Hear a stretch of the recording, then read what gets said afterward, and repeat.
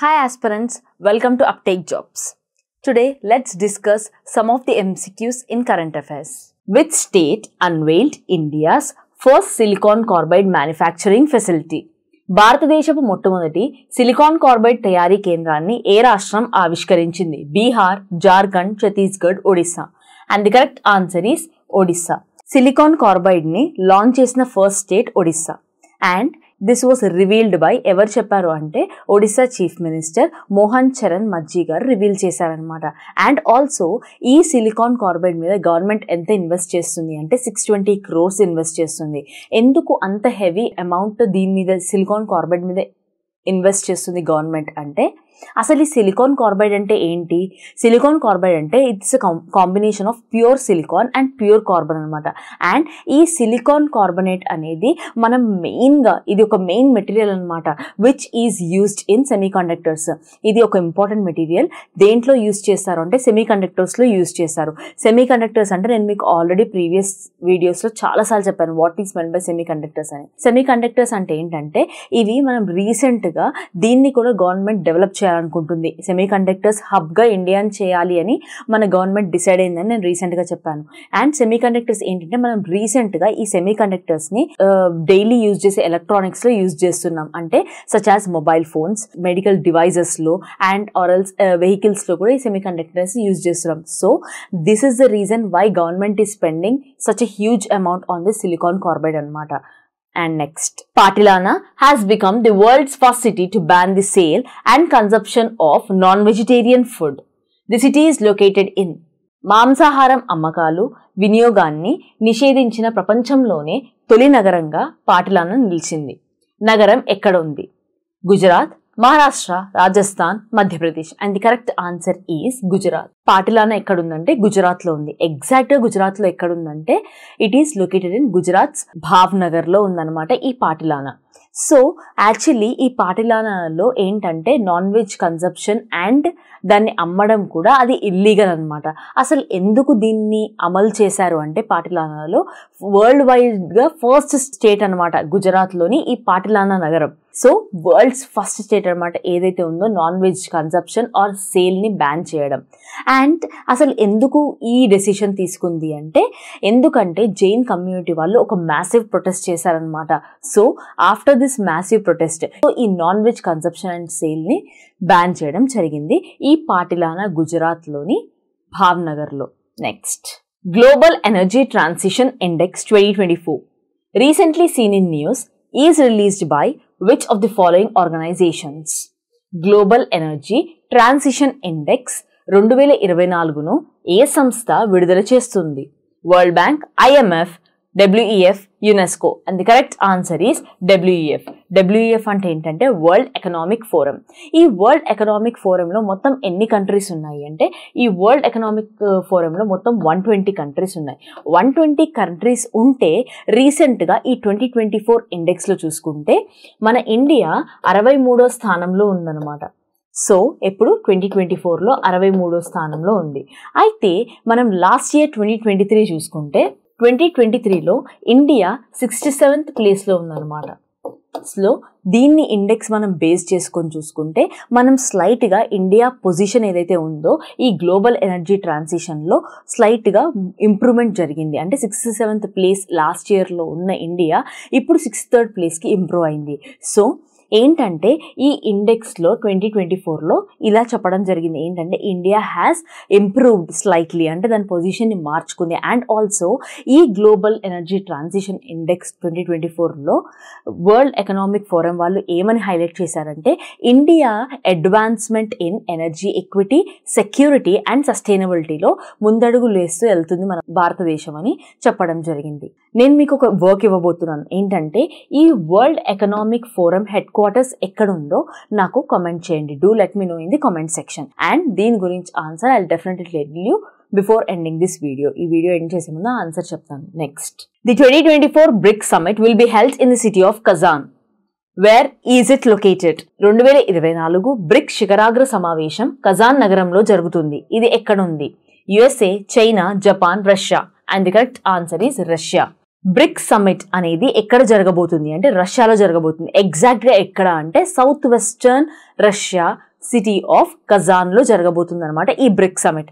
అసలు ఈ BRICS summit ఎప్పుడు జరగబోతుందంటే next month October 22nd to 24th 2024లో జరగబోతుంది అనమాట. సో అండ్ ఇంకోటి ఈ బ్రిక్ సమిట్ ఇప్పుడు జరగబోయేది ఎన్నో సమిట్ అంటే 16th సమిట్ అనమాట. 16th brick summit. ఎవరు హోస్ట్ చేస్తున్నారు దీన్ని అంటే వ్లాడిమిర్ పుతిన్ హోస్ట్ చేస్తున్నారు. అండ్ ఈ బ్రిక్స్ అనగానే మనకు ఆల్రెడీ అందరికీ తెలుసు దాదాపు బ్రిక్స్ అంటే ఏమేమి ఉంటాయి, ఏమేమి కంట్రీస్ అంటే Brazil, Russia, India, China and south Africa. So and here I'm going to give you a small work అనమాట. ఏంటంటే బ్రిక్స్ అనేది బ్రిక్స్ హెడ్ క్వార్టర్స్ ఎక్కడ ఉంది అనేది నాకు కామెంట్లో కామెంట్ చేయండి. అండ్ ఆల్సో ఏ డిక్లరేషన్ వల్ల బ్రిక్స్ అనేది ఫామ్ అయింది అనే దాని గురించి కూడా నాకు కామెంట్ చేయండి. Next, founder of Nalanda university was Nalanda విశ్వవిద్యాలయం స్థాపకుడు Ashoka, Kumaragupta, Chandragupta, Vikramaditya, Dharamshala. And the correct answer is Kumaragupta.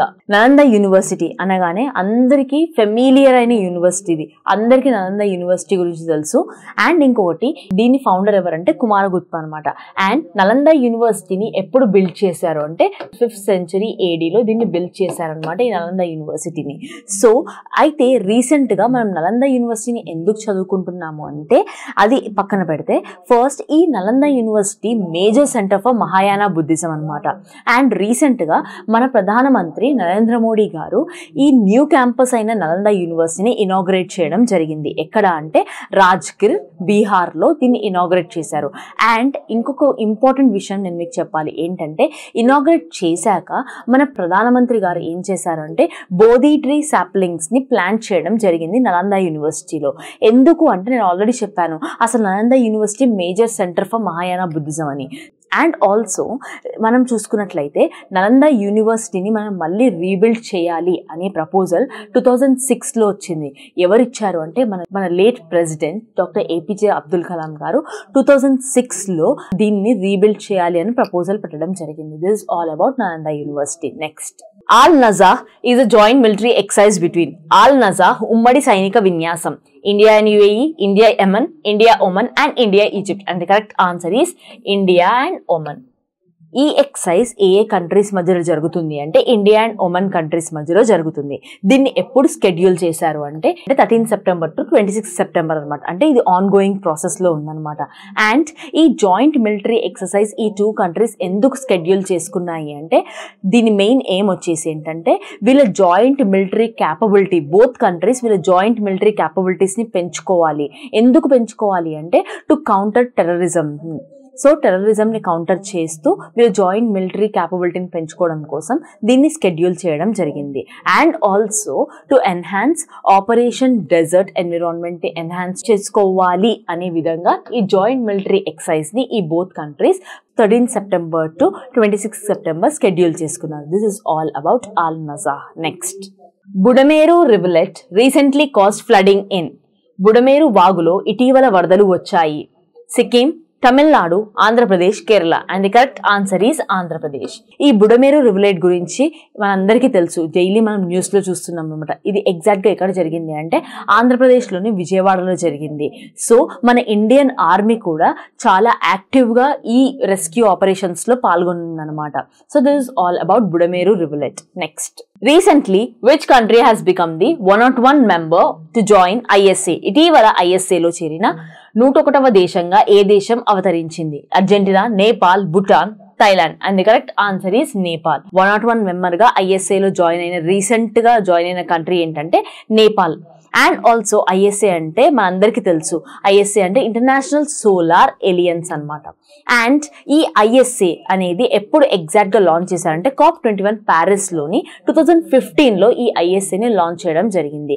And ఇది ఏ కంట్రీస్ ఇనిషియేటివ్ మీద దీన్ని లాంచ్ చేశారు ISAని అంటే ఇండియా అండ్ ఫ్రాన్స్ వాళ్ళు దీన్ని ఈ బోత్ కంట్రీస్ ఇనిషియేటివ్ తీసుకొని ఈ ISA ఇంటర్నేషనల్ సోలార్ ఎలియన్స్ని లాంచ్ చేయడం జరిగింది. ఎందుకు లాంచ్ చేశారు అంటే to develop or else to enhance solar power ఎనర్జీని ఎన్హాన్స్ చేయడం కోసం ఈ ISAని లాంచ్ చేశారు.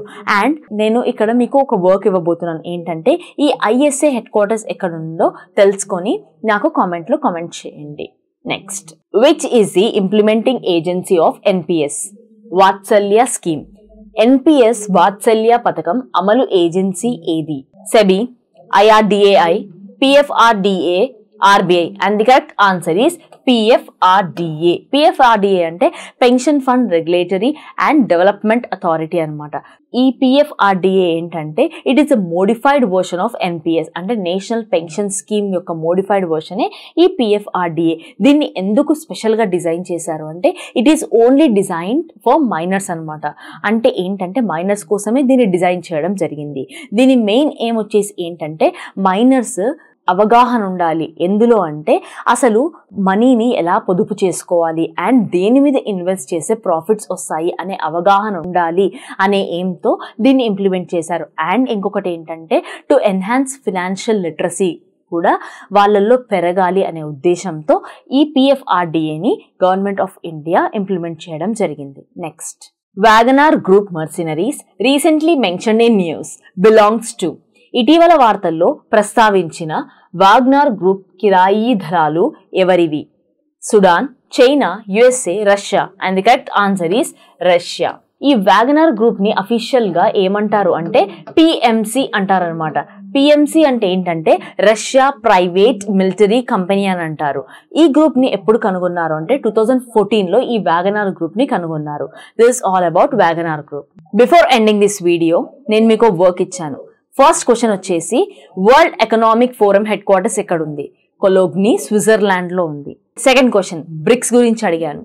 బ్రిక్స్ హెడ్ క్వార్టర్స్ ఎక్కడుంది అని షాంఘై, చైనాలో ఉంది. ఈ బ్రిక్స్ సమిట్ ఏ డిక్లరేషన్ వల్ల ఫామ్ అయింది అంటే ఫోర్టలీజా డిక్లరేషన్ వల్ల ఈ బ్రిక్స్ సమిట్ అనేది ఫామ్ అయింది. థర్డ్ క్వశ్చన్ ఏంటంటే international solar alliance headquarters ఎక్కడుంది అని అడిగాను.